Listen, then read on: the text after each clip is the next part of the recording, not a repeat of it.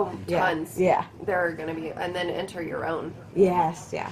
Okay. That's actually really good to know. So this is not testing you whatsoever. Yeah. This is testing whether we've designed this to meet the needs. the needs. So if you wanted to, the only one actually that technically works right now is the re-entrant one. That pathway has been laid out, but not fully. So I'll go ahead and, is that okay? You would want to click on one of these, right? So at this case, we're going to go ahead and just say re-entrant because, unfortunately, that's all we have now. So what do you see on this page? Or what is... This offers steps I need to take for employment, like things I'm going to need. Okay. And take care of or know about. Yeah. And what would you do at this level? As far as like clicking, or where do I go? Yeah. I would just go start step one. Okay, cool. All right. I get rid of papers. You get rid of papers? Okay. It's just identification. Yeah, just identification. Okay. Speaking to what you're saying, I think so. You would press 1. So do you have something that says like, okay, great. Do you have? Well, yes. we use like old documents for this, so papers. Good to know that that's not the thing. Yeah. So you would click like yes. So it would say, great, you're halfway through this step. Security card. Do you have that? Now there is a no, because the DMV will you need hard copy ID. Hard copy ID, and they won't use the part. The state of Alaska is contracting out of state for cheaper ID cards, and so they issue you a paper ID that the Social Security office doesn't recognize, and so it takes you 2 weeks to get your ID in the mail. So actually, that's probably where it stops at. But like, so do you think that? So you think this is kind of? You feel like it's missing. You don't feel like it actually gives you the confidence of like, okay, this is the things I need to do. You as far as that? Yeah. No, it's taking me to the steps. Like if I step 1, identification, it would have been good. Now, would it have informed me that? It wouldn't have informed me, hey, you probably have, to get this. I would have just expected, okay, I'm going to go get my... Just walk over to Social Security and go get it. Yeah. Okay. Yeah, if you're going to tailor it for Alaska, it's good to know that. Good to Also, if you list the places that are resources to receive identification documents, like if you list, partners for reentry, or Love in the Name of Christ is a network of churches that comes together, and you fill out a form, and then I do referral letters over to Love Inc., and then they'll bring a check from one of the church members. That's the kind of case management that I do, but if we could have that electronic. There's also other resources for reentry programs that could do case management, because sometimes case management is needed for employment search to go, oh, how do we put all these pieces together? Because that first page that you have where it's like, well, I need childcare and transportation, and I'm a reentrant, and I don't have my documents, and I am at risk of losing my housing, and all of these things, that is going to require case management to figure it out. So Alaska Native Justice Center, Cook Inlet Tribal Council has a reentry program, and then we have a reentry program. So you want to list those things as resources. Background check isn't necessarily the second.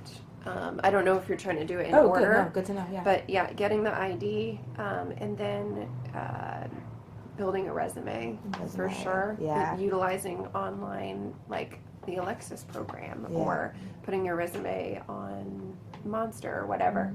And then references are a big challenge. Yeah. One of the things that it seems like so far, and is this supposed to be like an individual thing? Yes, yeah. One thing that, I've never seen it successfully for all of us that are going out, there should be something in there that says, where are you partnering? What organization are you going to? Like, you got context, because we can't do it by yourself, period. Like, what community organization? That's so important, whether it's like Reentry Center for here. Networking, who are you, like, first step to get it, because as I was sharing, I spent 17 years in prison, just got out 3 weeks ago, and I've been so blessed to have this place here, because they kind of have, they like to use a bridge. I see this path, and they walked it, they trailed it, they paved it all the way, and all they're saying is just, look, walk down this road and go here. Like, to get my ID. I'm not from Anchorage, I'm from Puerto Rico. So they threw me in the middle of Anchorage, but they had guidance, bus schedule, go here, go there. And I got lost. They just, without having this here, if I would have just been at my home, at my place, try to figure all this stuff out, would have been an extreme stress. And then putting stress on the somewhat of the people in my family that wanted to help me out. Well, they got lives.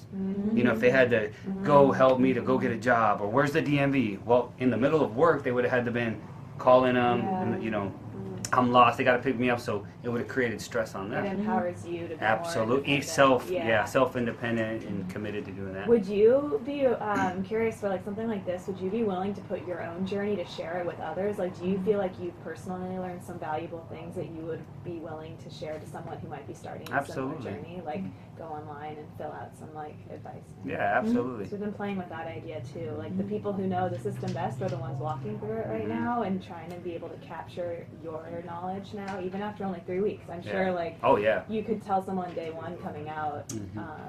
Well, and what you imagine before you release, how you think it's going to go, and then, whoa, this is different, but you know, it's also doable. Yeah, and when you find out the resources. Yeah, absolutely. The resources that are here are very extraordinary.